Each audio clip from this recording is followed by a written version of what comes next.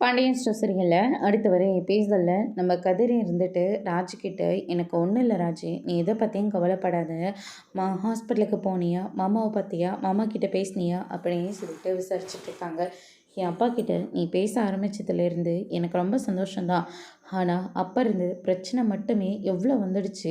நீ அப்பாவோட நல்லதுக்காக ஹாஸ்பிட்டல் கூட்டிகிட்டு போயிட்டு அவர் பக்கத்தில் இருந்து ஒவ்வொன்றும் பார்த்து பார்த்து பண்ணிகிட்ருக்க.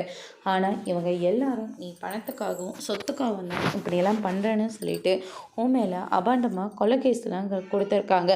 ஆனால் அது எல்லாத்தையும் தூக்கி எரிஞ்சிட்டு எங்கள் அப்பாவை காப்பாற்றியே ஆகணும்னு சொல்லி நீ ரொம்ப இதாக இருந்தில்ல, ரொம்ப சந்தோஷமாக இருந்தது கதிர். உன்னை மாதிரி ஒரு ஹஸ்பண்ட் கிடைக்க நான் ரொம்பவே கொடுத்து வச்சுருக்கணும் அப்படின்ற மாதிரி சொல்லிகிட்டு இருக்காங்க. அட விடுராஜி, இப்போ நான் என்னத்தை பெருசாக பண்ணிட்டேன் அப்படின்ற மாதிரி சொல்லிக்கிட்டு இருக்காங்க. என் அண்ணன் இத்தனை பிரச்சனைக்கு அவன் காரணமாக இருந்திருக்கான். ஆனால் மூச்சு விடாமல் வாய் கூசாமல் நீ தான் எல்லா தப்பும் பண்ண, நீ தான் என் அப்பாவை பிடிச்சி கீழே தள்ள, நீ தான் கொலைகாரன்னு சொல்லிட்டு அவனே வாக்குமூலம் கொடுத்துட்ருக்கான்.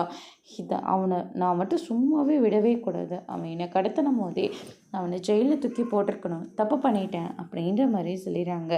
என் அப்பா கூடவே இருந்துக்கிட்டு என் அப்பாவை கொல்றதுக்கு அவனுக்கு எப்படி தான் மனசு வந்ததோ. குமாரும் தெரிஞ்சாலும் இந்த தப்பு பண்ணலை, தெரியாமல் தான் இந்த தப்பு பண்ணான்.